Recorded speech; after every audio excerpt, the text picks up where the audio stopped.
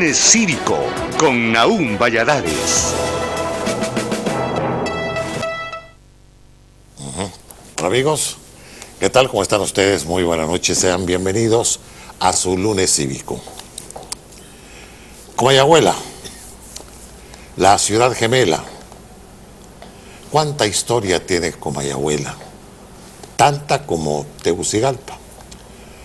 Cuando los españoles, los mineros, llegaron a recostarse en las faldas del Cerro Zapuzuca y a orillas del Río Grande, cuando ganaron la garganta de Miramesí, viniendo de Siria, desde donde salieron buscando más riqueza porque se habían dado cuenta que había una posesión de grandes yacimientos de plata y de oro, y entonces como buenos guirises escaparon, pero porque salieron de Siria y del lado de San José de los Cedros, porque dijeron, bueno, vamos a ir a hacernos ricos a ese lugar. Ganaron la garganta del Miramesí, entre el Berrinche y lo que es Miramesí, y llegaron y se establecieron en el año de 1548. Pero, ¿qué pasó con Comayagüela? Comayagüela era una planada, las grandes vegas del Río Grande, pero ahí estaban asentados unos indios de origen lenca que hablaban la lengua del náhuatl y estaban recostados en un lugar que ellos conocían como Toncontín, el baile del pájaro, y en otro lugar que después los españoles bautizaron como San José del Potrero. Esos indios estaban ahí, y los que se asentaron en el lugar que después ya de 1578 ya fue el Real de Minas, cuando llegó el primer alcalde mayor de Tegucigalpa, Juan José de la Cueva. Los españoles empezaron a ubicarse para el lugar donde había una gran pradera y le decían la Comayagua de los indios, Comayagüela, o la pequeña Comayagua. Y ahí estaban los indios. Pero eso es parte de una historia. La cosa es que tenemos que conocer la grandeza de Comayagüela, porque Comayagüela está asociada a la historia del Real de Minas y después de la vía de San Miguel de Tegucigalpa, porque ahí, además de que estaban las grandes fincas, las grandes haciendas, empezaron a salir las familias, unas de mestizaje y otras de españoles y de criollos.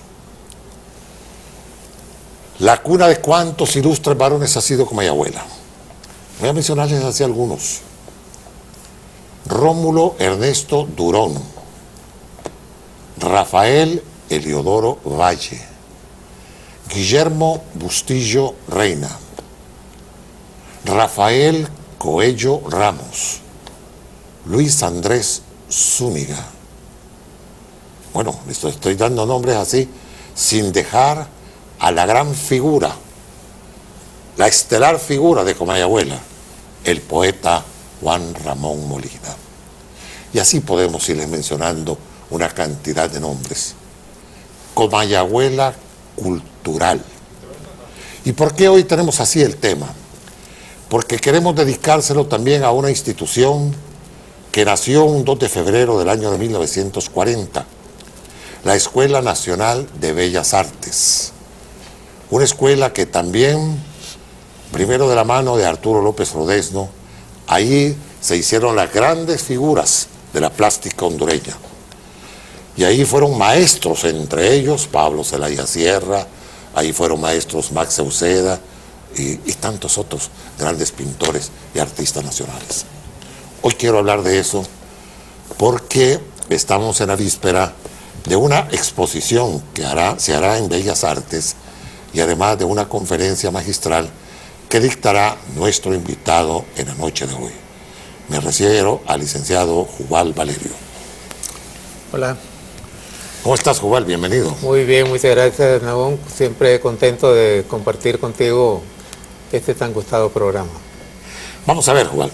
hemos hecho un introito histórico de Comayagüela, porque hay mucho que hablar de Comayagüela. Así es. No solo eso. ¿Y tú qué vas ahora a exponer en Comayagüela y vas a tomar el aspecto cultural, basándote, me imagino, que del año de 1940 en adelante? Pero también Comayagüela tiene una rica historia hacia atrás, que tú la conoces muy bien porque hemos leído mucho, incluso de los relatos y las crónicas de Irma Leticia Oyuela, que escribió mucho sobre Comayagüela, y también de los cantos de Guillermo Bustillo Reina, que estaban como en la nostalgia Correcto. de la historia de Comayagüela. Así es. Platiquemos sobre esa Comayagüela, Jubal. Bien, como tú dices, esto está realizándose dentro del marco del 75 aniversario de la fundación de la Escuela Nacional de Bellas Artes, que ocurrió con la fecha que tú acabas de mencionar, el 2 de febrero de 1940. Y en la Escuela Nacional de Bellas Artes, el jueves de esta semana, que es jueves 13, era a las 6 de la tarde, y previo a eso, tu servidor va a dar una charla que va a enfocar de alguna manera la personalidad del maestro López Rodezno, pero también el ambiente cultural que privaba en esa década histórica de los 40, ¿verdad? Que es cuando se inicia esta actividad, pero hay una cantidad, como tú dices, de actividades, ¿verdad?, que nos demuestran la intensidad, digamos, de la experiencia cultural que había en muchos aspectos en Comayagüela, que por supuesto venía de mucho atrás. Sí. De manera que esa es la razón por la cual se están combinando la exposición, que va a ser muy completa. Se han logrado conseguir en préstamo muchas obras de los diversos géneros que el maestro López Rodezno cultivó, ¿verdad? Desde dibujos, diseños, esmaltados, Era la lienzos técnica al que él óleo dominó, la técnica del esmalte, ¿verdad? y la del mural. Y la del mural. Sí. Sí, así es. Entonces, ese es pues el motivo por el cual estamos vinculando ese hecho tan importante como fue el inicio de labores de la Escuela Nacional de Bellas Artes, que vino a constituir un hito cultural sumamente importante para toda la ciudad capital, pero fundamentalmente para Comayagüela. Hay una cosa, Jubal, que es bien importante, ya que tú estás en presencia no solo de la conferencia, sino que también de esta exposición que va a haber en la Escuela de Bellas Artes, para que muchos puedan conocer exactamente cuál es ese núcleo histórico que se encuentra en Comayagüela y que le podemos decir que es el casco histórico de la ciudad gemela, de la villa de San Miguel de Heredia, de Bucigalpa. Veamos aquí algunas gráficas para que la gente se pueda ubicar, porque esta es una edificación del año de 1794 que se culminó en 1797 gracias a los sacerdotes Joseph del Valle y Juan Francisco Márquez. Y esa se terminó en 1797 y se convirtió en la parroquia de la Inmaculada Concepción. Y esto es tan histórico que mucha gente no sabe que ahí ofició su primera misa cuando regresó a Honduras José Trinidad Reyes, el fundador de la universidad. Ya eso ya es otra parte del hito histórico de Comayagüela. No solo lo que representa la edificación de 1796, sino que también ahí fue donde ofició su primera misa el Padre Reyes. Pero miremos esto, Jubal, porque tú te vas a ubicar. ¿Recuerdas la casa de quién era hacia la derecha? Del ingeniero Carlos Sierra, ese caserón de 2 pisos que está ahí. Exactamente. Sí. ¿Te acuerdas qué era lo que se instalaba ahí cuando la feria de la Concepción? Claro, haciendo diagonal entre el edificio de la parroquia y la Escuela Nacional de Bellas Artes se instalaba el pórtico de la Feria de la Concepción. Yo creo que tú ibas a ejecutar piano ahí, ¿verdad? Y a cantar con un coro infantil que dirigía don Toribio Bustillo. Exactamente. Sí, así es. Eran las presentaciones que... Bueno, aquí, ¿quién te enseñó a tocar piano? ¿Teresita Nájera? Mi primera maestra fue Teresita Nájera de Sagastú, Que vivía ahí en Comayagüela. que vivía en Comayagüela y daba clases a domicilio, ¿verdad? Los padres de familia de varios hogares de Comayagüela compraban pianos, ¿verdad? Era una práctica muy usual para que sus hijos aprendieran a tocar piano, ¿verdad? Y Teresita venía a dar clases. Ella vino de Guatemala. De Guatemala, sí. Graduada del Conservatorio Nacional de Guatemala. Yo conocí a Teresita. Sí. Vamos a la siguiente fotografía que está relacionada. Esta siempre es la misma parroquia, pero allá al fondo ya tú ves a la escuela, ¿verdad? Así es. Y la plaza, que la plaza se llamó la Plaza de la Concepción y en 1881 se le cambió el nombre a La Libertad. Parque La Libertad. Sí. Por la estatua que le regaló Marco Aurelio Soto. Así es, esa Estatua de la Libertad que está ubicada justo en el centro de la plaza o el parque es muy importante, forma parte de todo un movimiento de traer y ubicar esculturas que tuviesen relación con los símbolos de la libertad y de lo que vino a constituir la famosa reforma liberal que encabezó don Marco Aurelio. Exactamente, que eso representaba precisamente. Es una estatua muy pequeña, pero muy significativa, la que se encuentra en el centro. Ahora, miremos la siguiente fotografía, Ubal. Aquí, esta está relacionada con este edificio fue levantado en el año de 1920, cuando Comayagüela era municipio. Así es. Y tenía su propia autoridad de alcaldía. Su alcalde. Su alcalde, sí. Sí, así es. Era el alcalde, bueno, no recuerdo, pero la edificación se llevó a cabo cuando estaba don Francisco Valladares Littleton. ¿Te acuerdas tú de él? Sí, así es. ¿Verdad? Y ahí se levantó el palacio, se llamaba Palacio Municipal de Comayagüela. Es correcto. Mira el kiosco. El famoso kiosco, ¿verdad? Donde se realizaban Sí, los señor. conciertos de diversa índole, sobre todo de la banda de los Supremos Poderes, al igual que se hacía en Tegucigalpa. Perdón.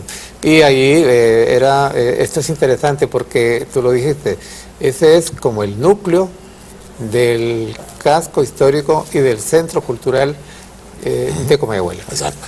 Vamos a seguir viendo fotografías, igual para que estemos relacionando a esta Comayagüela cultural, porque de ahí vamos a partir de esa foto, la siguiente que vamos a ver, que también va a ser del Palacio de Bellas Artes, pero nos vamos a ir a todo ese enclave histórico que se encuentra alrededor del Parque La Libertad. Vamos a ver, Jubal, ya vimos la fotografía esta del Palacio de Bellas Artes, donde está el kiosco, pero tenemos esta otra fotografía que también representa el mismo Palacio de Bellas Artes, pero ya el kiosco había desaparecido. ¿Recuerdas tú que ahí pusieron un busto de quién era? ¿De Hidalgo? De Hidalgo. De Hidalgo, ¿verdad? Sí. De Miguel Hidalgo y No, Costilla. Miguel Hidalgo y Costilla. El prócer mexicano. Sí. De ahí vamos a ver en este entorno, el casco este, la siguiente fotografía. Bueno, aquí está. Es ahora el Centro Cultural de la De Universidad. Arte y Cultura de la Universidad Nacional Autónoma. Pero allí, ¿te acuerdas cuando esa fotografía fue tomada? Cuando ya estaban las 3 facultades de la universidad. Del área de la salud. Sí, o sea, la Facultad de Medicina, la de Farmacia y la de Odontología, Odontología, que era sí. la que estaba precisamente en la parte de abajo. Ahora, aquí hay una cosa importante que no podemos dejar escapar, ya que tú estás hablando sobre la Comayagüela cultural. Cuando esto fue el Hotel Panamericano, que fue construido por la familia Bendec allá por los años 43, por ahí. Antes todavía. Antes, ¿verdad? Sí. Antes. La familia Bendec construyó ese edificio para el Hotel Panamericano. Pero en la parte de abajo era donde se realizaban los grandes bailes, ¿te acuerdas tú, verdad? Exactamente, es que ese espacio, que es realmente bastante amplio, permitía que ahí se pudieran hacer eventos sociales y yo recuerdo que ahí se hacían incluso eventos que tenían mucho que ver con Comayagüela, como por ejemplo la fiesta de coronación de la reina de Comayagüela, que se elegía justamente para la Feria de la Concepción en diciembre. Y se hacían también bailes de disfraces, que eran muy famosos, porque los jóvenes, de mujeres, muchachas y muchachos, se esmeraban para llevar disfraces muy novedosos, muy sugestivos, y después se premiaba el mejor disfraz, ¿no? Yo me acuerdo que ya por los años 50, antes de que llegasen a ocuparse el edificio, que se cerrara el Hotel Panamericano y empezaran a funcionar ahí las facultades de medicina, odontología y farmacia, ahí las fiestas venían las grandes orquestas del Salvador, la orquesta Polillo y la orquesta Barrientos. La de Don Lito Barrientos. La de Don Lito Sí, Barrientos. es correcto. Y eran grandes bailes, porque el salón es amplio, ¿verdad? Muy amplio, y de hecho ahora todavía se utiliza para hacer muchas actividades, algunas de las cuales se llaman las tardes alegres o los sábados de boleros, ¿Ah, sí? que entonces es una actividad que está realizando el Centro de Arte y Cultura para recordar justamente esas tradiciones Sí. de alegría, de entretenimiento, de baile que habían ahí en ese edificio. ¿Y te acuerdas que al otro lado, en el Panamericano, ahí era donde se comían los famosos curiles Los de... famosos curiles. De Newton. De Newton, de acuerdo, que por cierto está ubicado, ahí podemos ver que en la calle Real Sí. está para el lado izquierdo. Correcto. Y ahí hacia la mitad estaba el restaurante Panamericano, como se llamaba también. Así se llamaba, sí. Sí, así es. Nada más que lo atendía Newton. Aunque también en la esquina, esa esquina que estamos viendo en algún momento funcionó como parte del restaurante. Exactamente. Y ahora, esta es cuando ya el edificio era ocupado por el Ministerio del Trabajo, Es correcto. que después de las facultades, ahí lo obtuvo y después pasó a la universidad, otra vez que fue Lo adquirido recuperó la universidad. el Sí. sindicato de trabajadores de la universidad. Pues fíjate que ocurrió algo sumamente interesante y preocupante.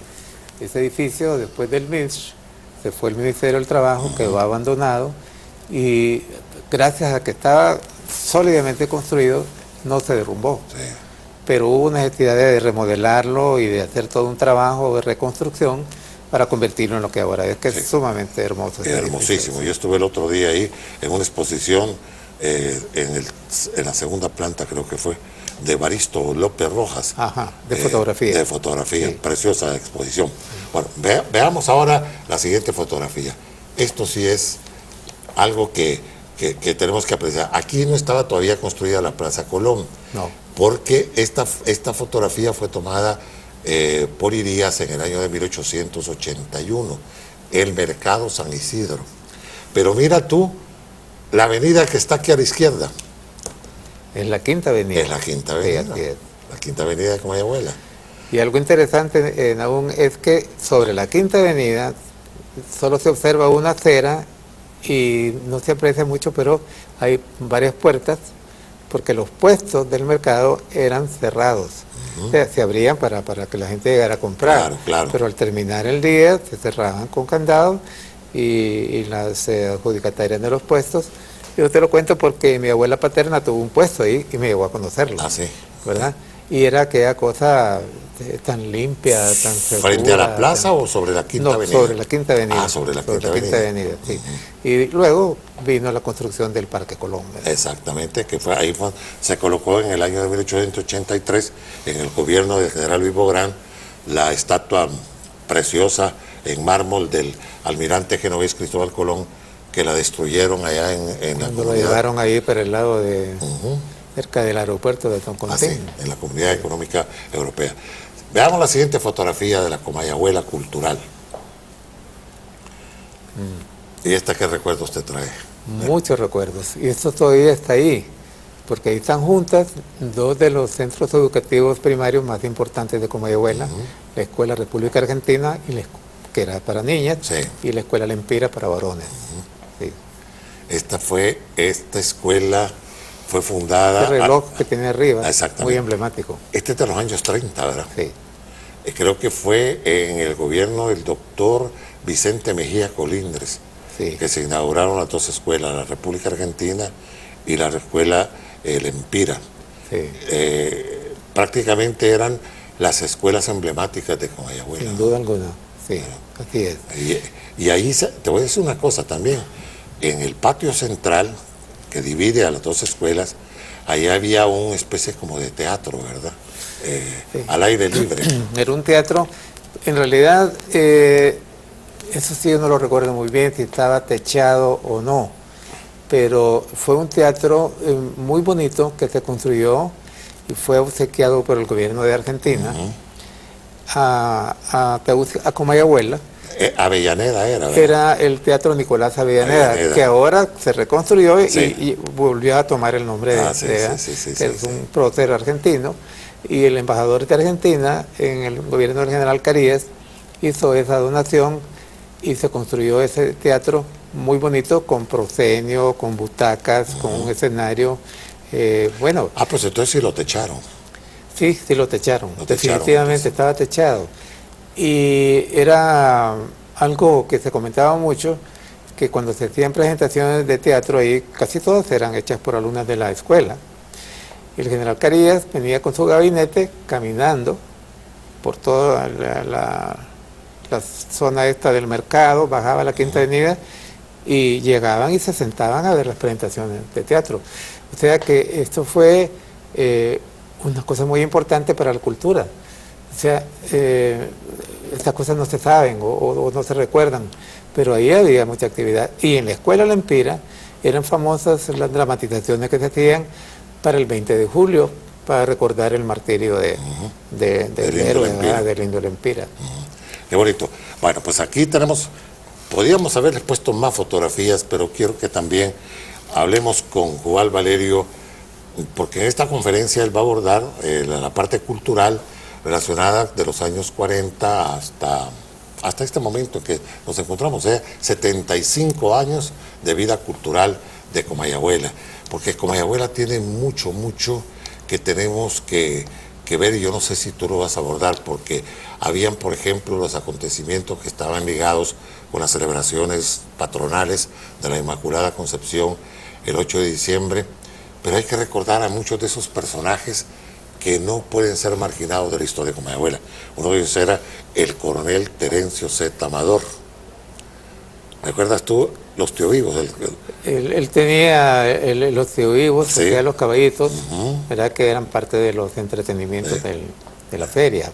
Definitivamente era un entretenimiento, vaya, digamos, muy gustado por los niños, claro, que llegaban ahí para disfrutar.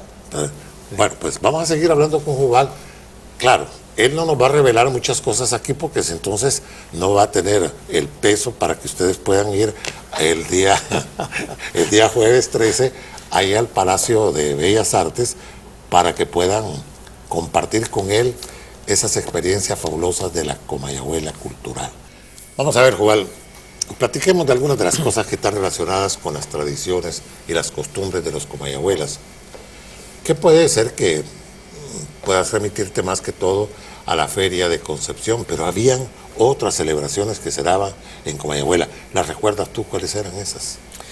Bueno, habían algunas que estaban relacionadas con el presidente de entonces, que era el general Carías. Por ejemplo, él cumplía años el 15 de marzo. Correcto. Y ese día, desde muy temprano, comenzaba, y toda la noche y todo el día anterior habían instalado lo que llamamos una carrera de bombas, cohetes, ¿verdad?, de distinto tamaño, que iban enlazados así en red desde el obelisco por toda la calle Real, cruzaban en la primera calle, subían por el puente Carías hasta la casa de habitación del general, y ahí terminaba. Cuando terminaba, ya lo que sonaban ahí eran unos morteros de gran potencia, que en este momento no recuerdo si eran 15 por la fecha, o si eran uno por cada año cumplido, no te lo sé decir, pero no nos podíamos perder eso. Yo vivía entre la 8ª y la 9ª calle, ¿verdad? O sea, como a 4 cuadras del obelisco, y temprano estábamos allá afuera esperando aquí que pasara por enfrente, digamos, la quema de los cohetes, ¿verdad?, de gran potencia.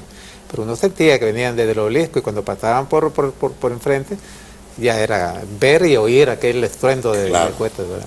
Y es que asocias bien eso de la calle Real, porque la calle Real de Comayagüela, desde que funcionó la vía de la Inmaculada Concepción, revistió importancia como arteria principal.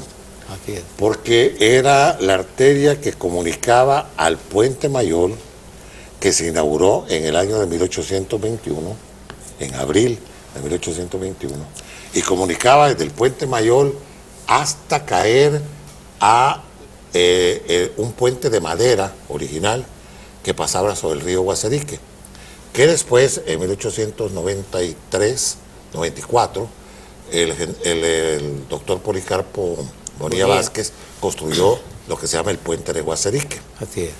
Pero esa arteria pasaba por todo eso. No existía el obelisco, No. porque el obelisco fue hasta 1921. Sí, igual que el centenario de la independencia. El centenario de la independencia. Entonces ahí la calle Real tenía ciertas características, yo las recuerdo algunas de ellas, pero tú, que eras comayabuela, porque viviste ahí, las carreras de cintas, por ejemplo. Esas eran parte de la feria de la la feria. Concepción, ¿verdad? Sí. Entonces se instalaban en algunos lugares unos cordeles gruesos, ¿verdad? Con aros, y los varones en briosos corceles, como dicen, caballos jinetes, ¿verdad? De mucha experiencia, y entonces tenían que poner el Llevárselas, puntero sí. ahí dentro de Con las cintas. con la cinta, ¿verdad? Realmente era una un espectáculo. acrobacia, podríamos decir, y competían y le daban premios, ¿verdad? Claro, Ese. y habían carreras de encostalados y tantas cosas que se Palo hacían encebado, cerca sí. del Parque de la Libertad. Sí. O sea que casi todo se entraba hasta llegar muchas veces hasta el obelisco, Sí, así es. hasta donde montaba el coronel Terencio Z. Amador sus famosas ruedas de caballo. Ruedas de caballitos, sí, así es. ¿Y recuerdas tú, por ejemplo, los acontecimientos deportivos en la Bolsa? Claro, es que en la Bolsa, en el barrio La Bolsa, ¿verdad? Que es donde comienza el llamado barrio Guasarique, ahí estaba un campo donde se hacían partidos de béisbol. Entonces, esa era parte de los entretenimientos que teníamos nosotros.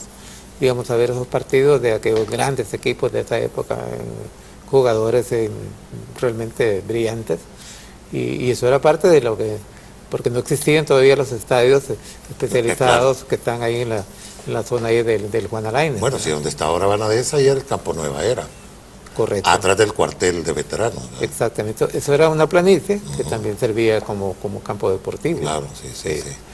Y bueno, pero vamos a ver, ahora nos vamos a ir. Yo tengo una idea que ya por el año de 1946 vino a Tegucigalpa la famosa declamadora argentina Berta Singerman Sí, muy famoso. y dio un recital en el Teatro Nacional, pero como ya estaba a la proximidad de la Feria de Concepción, dio un recital en Comayagüela en el Salón del Palacio de Bellas Artes, que creo que es ese mismo salón que tú ocuparás el próximo jueves para la exposición, ¿verdad? Sí, la exposición va a estar montada en este salón y en el pasillo lateral que da al patio interno se va a realizar la conferencia. La ¿no? conferencia, sí. Es que el Palacio de Bellas Artes, por sus propias características, permitía que ahí se desarrollaran múltiples actividades culturales, ¿verdad? No solo las exposiciones, que eran lo más importante, pero también recitales de poesía, de música.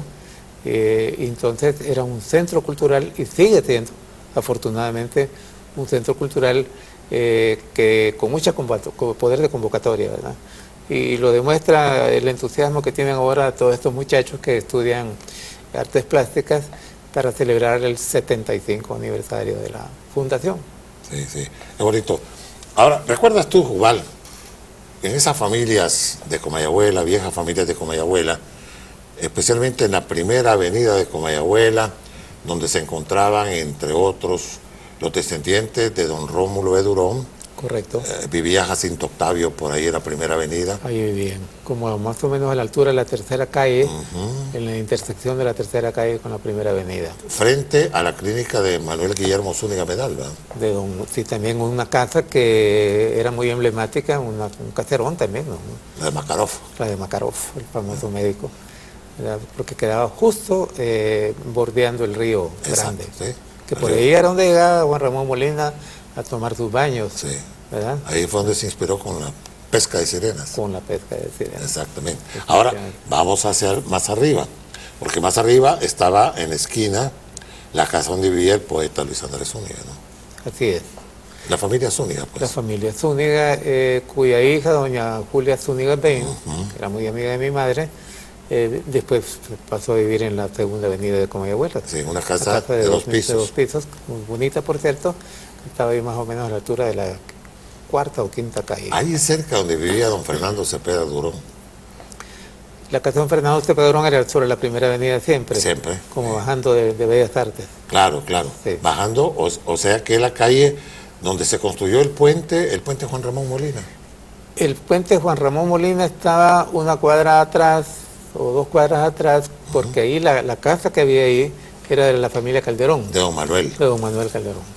Manuel M. Calderón. Manuel M. Calderón, Y más abajo, don Fernando Cepeda Durón, como a 2 cuadras. que era una casa que había sido heredada por don Manuel a doña Clementina Calderón, la esposa de don Fernando. Don correcto, Fernando doña Cepeda. Clementina. Pero si nos vamos más arriba, nos vamos a encontrar ahí con otras familias que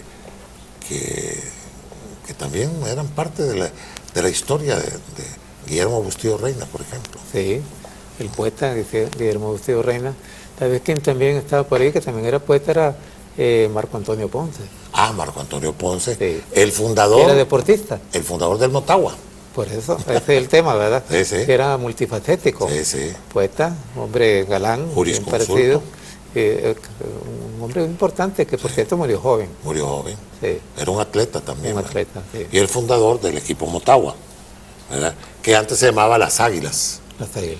Pero él, como él fue uno de los que integró la Comisión de Defensa del río Motagua para que, antes de que Guatemala nos lo quitara, después del fallo arbitral de Washington. Correcto. Y entonces él fundó, le dio el nombre de Motagua al equipo Las Águilas. Que este río era nuestro. Era nuestro. Lo perdimos a raíz del diferendo. Así es, a raíz del diferendo que se ventiló en Washington y hubo un laudo ahí que... Los años 30, ¿verdad? En el año 30, sí, 1927. Ah, un Bueno. poco antes.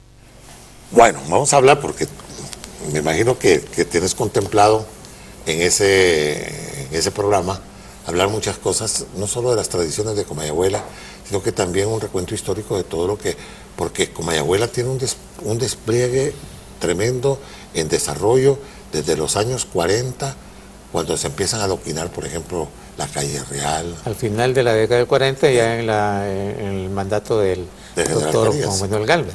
No, y también del general Carías. Sí, pero el adoquinado el comienza adoquinado realmente ya en los años 50. En los años 50. 50, sí. 51, Sí. 52.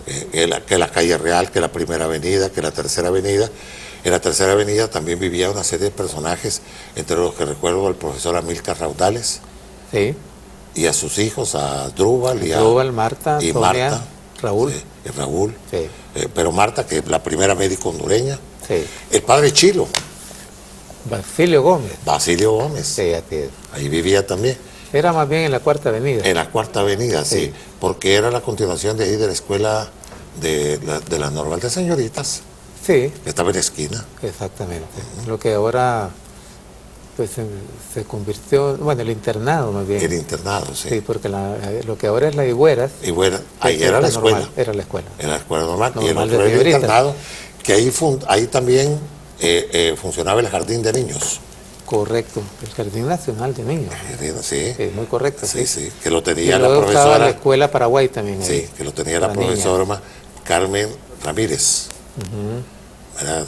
De los pitoretas de la plazuela. O sea que esa es parte de la historia de Comayagüela, ¿verdad?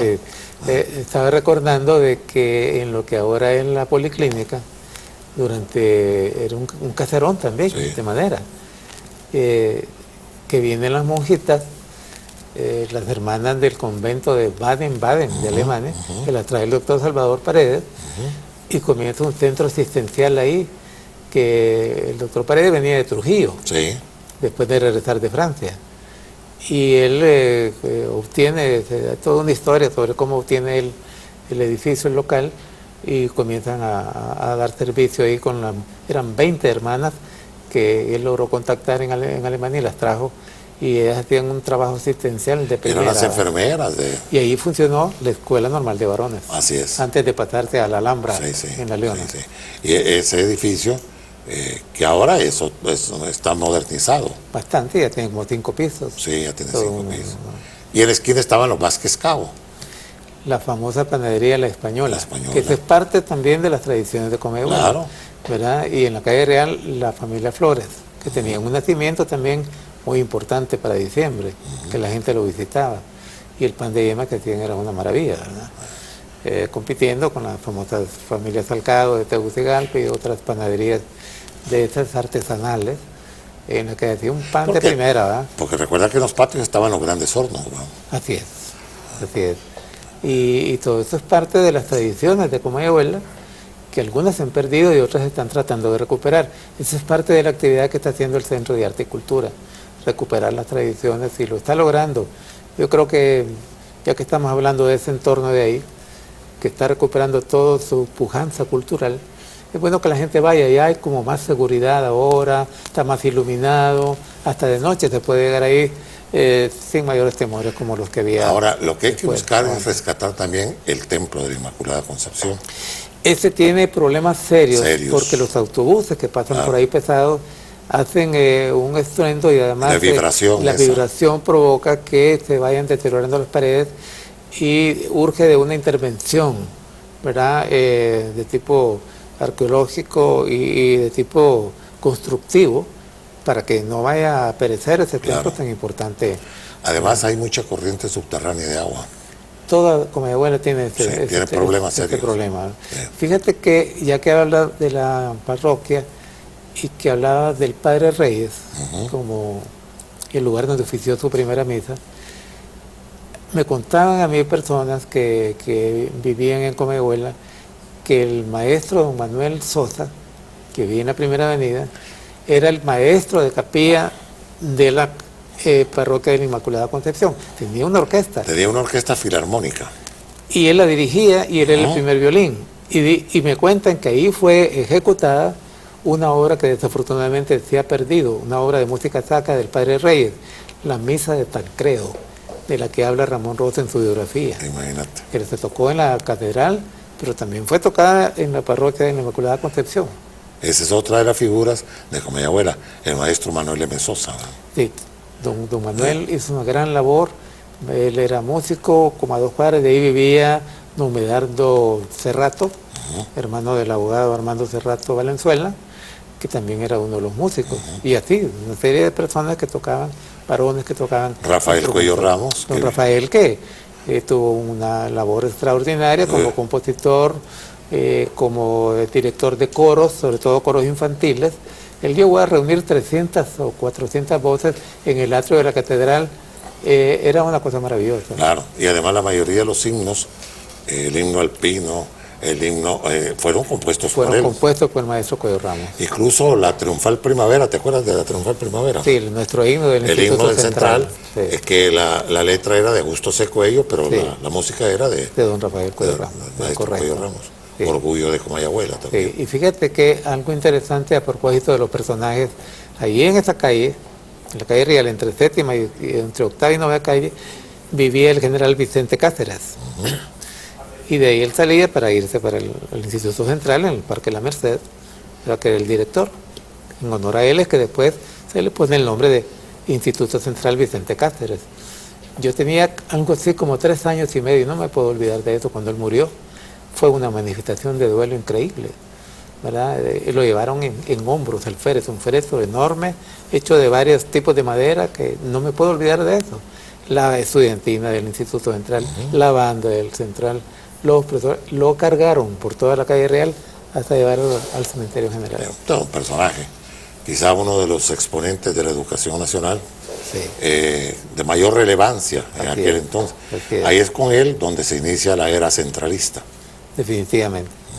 La época de esplendor del Instituto Central. De la disciplina, era todo un colegio. La alta calidad educativa. Sí.